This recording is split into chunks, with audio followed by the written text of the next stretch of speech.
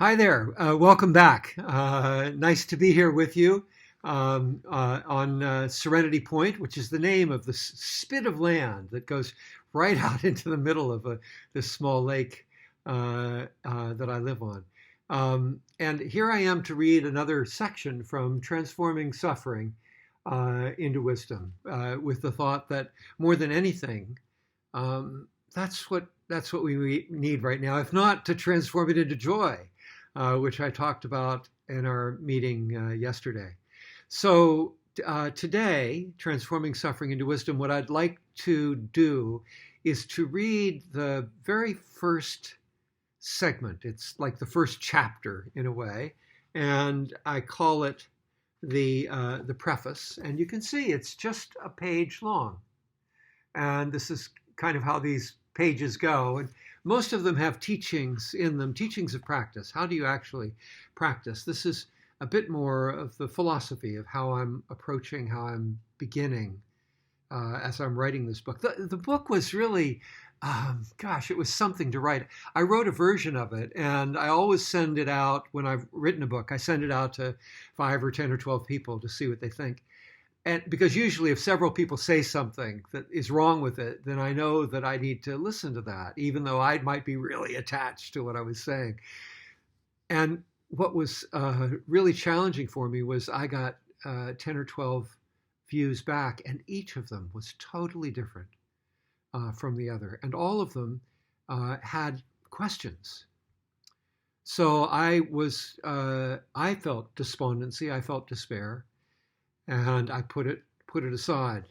And in a way, that's what we're doing with our lives right now. We're putting our life aside a bit. And I put it aside for 2 years, just really sitting on the shelf. I mean, it was back on the shelf behind us here, and then I woke up one morning and I realized how it was. What was the voice that I wanted? Who was it? How was it that I wanted to speak to you, the reader or the listener? And I think that was the primary issue that I'd not completely figured out, wrestled with, arrived at.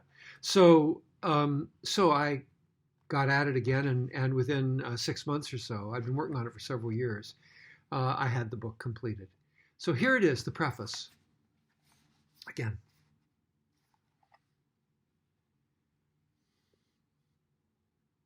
When I first came to the contemplative life, I came with all the passion of youth to find truth in the wild and untamed territories of spiritual revelation. I was thirsty for mystery and wisdom, and mystical states were my fountain. But as I grew older, I came to inner work no longer particularly interested in losing myself in its undiscovered and profound landscapes, refuges from the world, but rather because I recognized the world lies within me, not only joyous and free, but also fallible, broken, temporal, even uncomfortable and ill at ease. Not all the time, but often enough to disrupt my days.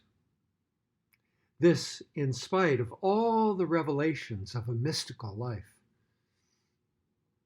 And so I became interested in the processes of transformation by which we take the daily broken states of suffering into which we fall and bring them through their own treacherous landscapes to freedom and a perspective that allows us to alter not merely the unfortunate circumstance in which we find ourselves, but the very processes by which we arrived there, altering forever how our mind creates suffering and how our actions echo. For me, this is the process of freedom. The process itself is freedom.